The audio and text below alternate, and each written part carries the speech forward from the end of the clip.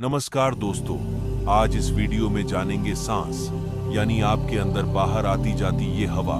जब तक ये अंदर बाहर हो रही है तभी तक हम जीवित हैं, लेकिन इस हवा के रुकते ही आपके आसपास मौजूद आपके अपने भी आपको मिट्टी कहते हैं और थोड़े पढ़े लिखे लोग बॉडी कहते हैं। यानी आपका अस्तित्व, आपका नाम, ये जब तक है तब तक ये सांस चल रही है। तो ज्यादातर ध्यान विधियों में सांसों पर ध्यान रखने को क्यों कहा जाता है, जिसमें विपश्यना मेडिटेशन मुख्य है। देखिए, आपकी ये सांसें आपके इस भौतिक शरीर को ही नहीं चलाती, बल्कि इसका कार्य इससे बहुत ऊपर है।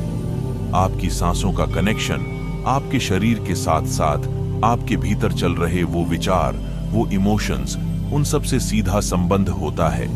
इसीलिए भगवान बुद्ध की विपश्यना मेडिटेशन में सांसों पर विशेष ध्यान दिया गया है। और क्या आपको पता है कि आप अपने सांसों के प्रयोग से ही परम ज्ञान को उपलब्ध हो सकते हैं? आपके इमोशंस, आपके विचार या आपके भीतर तल पर घट रही कोई भी घटना जो सूक्ष्म तल पर है, उन सभी घटनाओं की जिम्मेदार आपकी सांस है। शायद आप नहीं जानते होंगे, अगर आप अपनी सांसों पर एक छोटा सा प्रयोग करते रहे, तब आप इस भौतिक जगत में चल रही घटनाओं के बारे में, पेड़, पौधे, पशु, पक्षी, इस प्रकृति के बारे में, इतना ही नहीं, इस ब्रह्मांड के बहुत से रहस्य जानने लगते हैं। हाँ, केवल इस सांसों के प्रयोग से आप अपने आप को पूरा का पूरा बदल सकते हैं, एक नया इंसान बना सकते हैं। मतलब आपका होना जो भी है वो वैसा नहीं होगा, वो होगा जो असल में आपको होना चाहिए। देखिए, आप इसे ऐसे समझ सकते हैं, आपके हर एक इमोशंस और आपके भौतिक शरीर के बाहरी और भीतरी बदलाव जो भी कुछ होते हैं, वो आपकी सांसों की लयबद्धता की वजह से होते हैं। जब आपको बहुत ज्यादा गुस्सा आता है, तब आप देखेंगे आपकी सांसें बहुत ज्यादा तेज हो जाती है। अगर ठीक उसी समय आप केवल अपनी सांसों को कंट्रोल कर पाए, उसे थोड़ा धीमा कर सकें, तो आप देखेंगे आपका गुस्सा एकदम से खत्म हो जाएगा।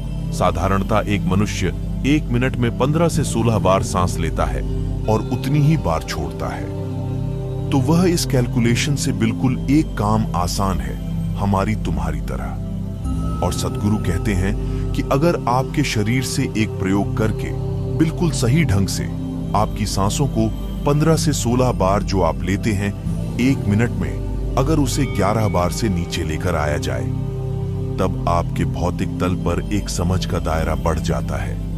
मतलब आप इससे अपने आसपास के कई प्रकार के कंपन महसूस करना शुरू कर देते हैं। यानी शब्दों की ध्वनि से जो आप सुन पाते हैं, समझ पाते हैं, आप उससे भी बारीक चीजों को पकड़ने लगेंगे, उनसे हल्की ध्वनियां महसूस करने लगेंगे। जैसे जानवर जो ध्वनि निकालते हैं, आप उन्हें महसूस कर पाएंगे। उन ध्वनियों में मौजूद वो फीलिंग्स, वो वाइब्रेशन महसूस कर पाएंगे। सीधे शब्दों में कहूं तो आप एक जानवर को गौर से देखकर उसे महसूस करके बता सकते हैं कि ये किस प्रकार के इमोशंस में है। और जब आपकी सांसें 9 से कम हो जाती हैं, तब आप पेड़ पौधों के इस प्रकृति के मैकेनिज्म को समझने लगते हैं, क्योंकि जीवन तो पेड़ पौधों में भी है। और कहते हैं कि पेड़ पौधे भी बात करते हैं। ये हमारी फीलिंग्स और इमोशंस को समझते हैं। यह म्यूजिक और संगीत को भी समझते हैं और इन सब का इन पेड़ पौधों पर असर भी पड़ता है। और अगर आपकी सांस 6 से भी कम हो जाती है, तो आप बेजान चीजों को समझने लगते हैं, लेकिन असल में वो बेजान चीजें आपको बेजान नजर आती है, लेकिन ऊर्जा उसमें भी है और आप उस ऊर्जा को महसूस कर सकते हैं। और जब आप बेजान चीजों के कंपन को महसूस करने लगेंगे, उसे जानने लगेंगे, तब आपके लिए ब्रह्मांड के को सभी रहस्य धीरे धीरे स्पष्ट होने लगेंगे। आप उनके बारे में भी जानने लगेंगे। और विपश्यना ध्यान विधि आपको इस ऊंचे स्तर पर ले जाने की एक विधि है। सांसों के इस प्रयोग को धीरे धीरे अगर आप करते रहेंगे, तो एक दिन ये साध जाएगा। लेकिन ये ऐसा नहीं है जैसे जानबूझकर आप अपनी सांसों की काउंटिंग कम कर दें। 1 मिनट में 5 बार 6 बार इसे करने लगे, ये तो फोर्सफुली होगा, इसे प्रकृति होना चाहिए। ऐसे तो बहुत से लोग हैं जो अपनी सांसों को 1 मिनट तक के लिए रोक सकते हैं, और कुछ इससे ज्यादा भी, लेकिन इससे आपका बोध नहीं बढ़ेगा। आपने देखा होगा, जब आप ध्यान करते हैं, तब आपके सांसों की गति धीरे धीरे कम होने लगती है, क्योंकि अब आपके शरीर को इतनी ऊर्जा की जरूरत नहीं है क्योंकि अब आपके शरीर को कुछ करना ही नहीं पड़ रहा है। वो तो शांत बैठा हुआ है, कोई एक्टिविटी नहीं, बिल्कुल शांत। और जब वो शांत बैठा है तो उसे ऊर्जा की आवश्यकता नहीं है। और इस शरीर को जितनी ऊर्जा चाहिए वह ऊर्जा आपकी सांसों के ईंधन से बनती है। लेकिन ध्यान की अवस्था में आपका शरीर बिल्कुल शांत है, तब धीरे धीरे आपकी सांसें कम होने लगती है, शांत होने लगती है। तो पहला कॉम्बिनेशन यहां बन जाता है। आपका शरीर शांत तो आपकी सांसें भी शांत हो जाएंगी। और जब आपकी सांसों की लयबद्धता कम होने लगती है तो आपके विचारों का कनेक्शन भी आपकी सांसों से है, वो भी कम होने लगते हैं। और जब आपके विचार, शरीर सब शांत हो जाता है, ठहर जाता है, तब उस समय आपके आसपास जो बह रहा है वो सब आपके भीतर प्रवेश पाने लगता है, या यूं कहे आपको उसका बोध होने लगता है। क्योंकि ज्ञान कोई पाने जैसी चीज नहीं है, कोई बाहरी चीज नहीं है। ये आपके भीतर सो रहा है, बस आपको जागने की जरूरत है। जब आपका, आपके शरीर का और आपके मन का ऑब्सेंट होता है, तब इस प्रकृति के और इस ब्रह्मांड के सभी रहस्य स्वतः ही अपने आप ही आपके भीतर प्रवेश कर जाते हैं। अगर कोई व्यक्ति इस तरह का पूरा समर्पण कर सके और अपने मैं को, शरीर को, विचारों को पूरी तरह से शांत कर सके, तो ये यूनिवर्स, ये प्रकृति आपके लिए गुरु का काम करती है। असल में इस पृथ्वी पर हुए सभी महान गुरु वो कहीं नहीं गए, वो कहीं नहीं मरे, कोई नहीं मरता, कोई कहीं नहीं जाता। इन सब के ऊर्जा, एनर्जी यही मौजूद है।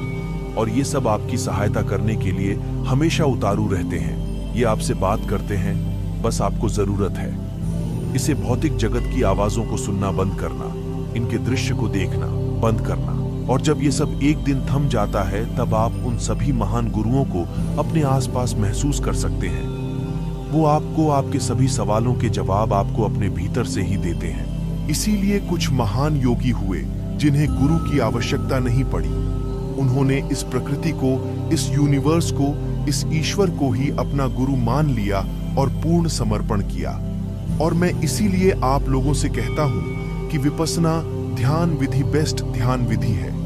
इसमें आपको कुछ नहीं करना, ना कोई मंत्र जाप, ना ही किसी की पूजा पाठ, केवल अपनी जीवन ऊर्जा पर ही ध्यान, और बस फिर देखना आपको कितने बदलाव महसूस होंगे। और इसके साथ आपको एक और चीज जोड़नी है, और वो मैं आपको अपनी अगली वीडियो में बताऊंगा। साथियों, अगर आप चैनल में पहली बार आए हैं तो चैनल को लाइक, सब्सक्राइब और शेयर करना ना भूलें। और मैं इसी तरह से इंफॉर्मेशन लेकर के आता रहूंगा। आपको हमारे चैनल में इसी तरह का इंफॉर्मेशन देखने को मिलेगा। चलिए मिलेंगे नेक्स्ट वीडियो में, तब तक के लिए जय